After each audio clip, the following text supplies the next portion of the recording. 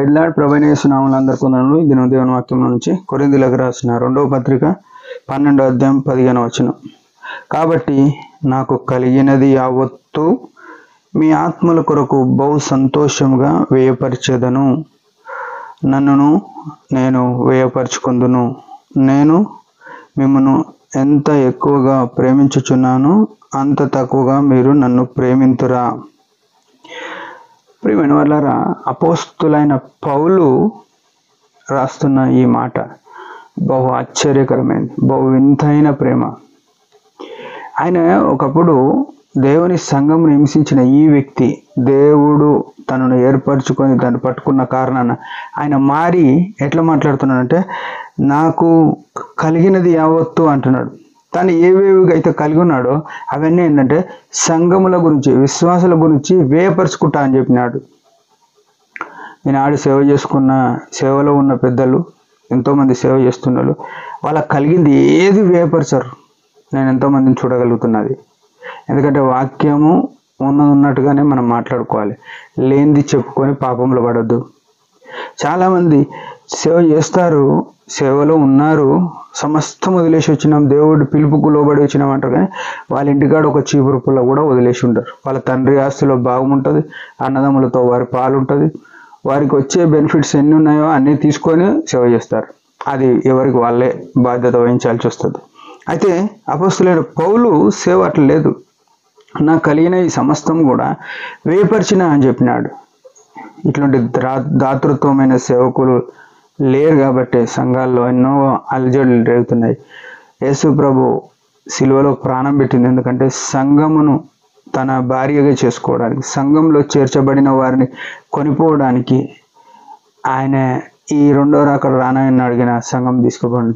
ఈ సంఘము ఈనాడు ఇట్లా పవిత్రమైన కన్యకగా, నిర్దోషమైనదిగా, నిష్కలంకమైనదిగా ఉండకపోవడానికి గల కారణం ఏంటంటే, నడిపే నాయకులు, బోధించేవారు అపోస్తులైన పౌలు వలె ఎట్లా అంటే దాతృత్వంతో, ఎట్లా అంటే నిస్వార్థమైన సేవ చేయట్లేదు. కాబట్టి కిందున్న ప్రజలైన వారు, గొర్రెల్లాంటి ప్రజలైన ఈ మనుషులు, విశ్వాసులు ఎట్లా అంటే ఎట్లా పోతున్నారు. వారిని చూసి నేర్చుకోవాల్సింది నేర్చుకోలేకపోతున్నారు. దాన్ని బట్టి ఈ సంఘము చాలా కష్టంలో ఉంది. అయితే ఆ విషయంలో చూస్తే ఈయన ఆత్మల కొరకు బహు సంతోషంతో, ఏదో దుఃఖంతో కాదు. ఈనాడు మనం దుఃఖంతో ఏమైనా సమర్పించుకుంటామా? సంతోషంగా ఇచ్చేటట్టు ఉండాలి దేవునికి. ఈయన ఇచ్చే ఏమంటున్నాడు, నాకు కలిగినవి కాక నేనును వ్యయపరచుకుంటా అంటున్నాడు. అంటే తన శరీరంతో కూడా దేవుని పని చేస్తా అని చెప్పినాడు. నన్ను నిద్ర లేకుండా. రేపు ఎంతోమంది సేవ చేస్తుంటారు, ప్రార్థన భారం ఉండదు, ఉపవాసాలు పాటించలేరు, అన్ని సమయానికి సమృద్ధిగా ఉన్నాక సేవ చేస్తారు, సమృద్ధిలో సేవ చేస్తున్నారు. అపోస్తులైన పౌలు 2 కొరింథీలో 11వ అధ్యాయంలో ఎన్నో విషయాలు, కష్టములతో, దిగంబరత్వంతో, పిడిగుద్దులతో, చలితో, ఆకలి దప్పులతో, వస్త్రహీనతతో సేవ చేసిన అన్నాడు. ఇప్పుడు దీపం బట్టి వెతికిన అట్లాంటి సేవకులు లేరు. సేవకులు ఎంత లగ్జరీ సేవ చేస్తున్నారు, లగ్జరీగా ఉండి సేవ చేస్తున్నారు.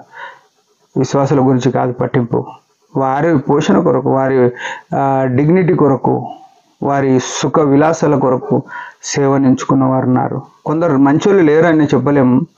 ఎవరు ఎట్లున్నారో ఆ దినము అగ్ని పరీక్షిస్తుంది. కర్ర, గడ్డి, కొయ్యకాలు వంటి సేవ కాలిపోతుంది. బంగారము, వెండి, వెలగల రాళ్ళ సేవ నిలుస్తుంది. అపోస్తులైన పౌలు ఆ తోలోనికి వస్తాడు, వెలగల రాళ్ళుగా వస్తాడు, బంగారంగా వస్తాడు, వెండిగా వస్తాడు. భక్సింగ్ గారి సేవ కూడా అట్లాంటిది. సమస్తం మొదలుకొని శరీరమును సైతం వ్యయపరచుకొని, ఇంకా ఏమంటాడు, నేను ఎక్కువగా ప్రేమించిన అని చెప్తున్నాడు.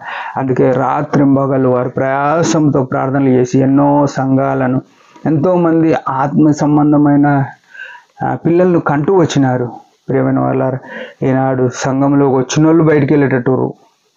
ఎందుకంటే అట్లాంటి సేవ జరుగుతుంది సంఘాలు.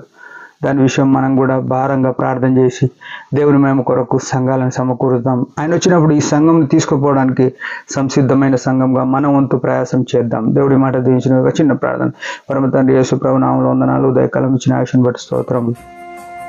అపోస్తులైన పౌలు వలె మా జీవితం కూడా సంతోషంతో నీ కొరకు వ్యయపరచుకున్నట్టు కృపను యేసు ప్రభు నామములో ప్రార్థిస్తున్నాం తండ్రి, ఆమెన్. మీరందరి పరిచయం గురించి భారంగా ప్రార్థన చేయండి. Praise the lord.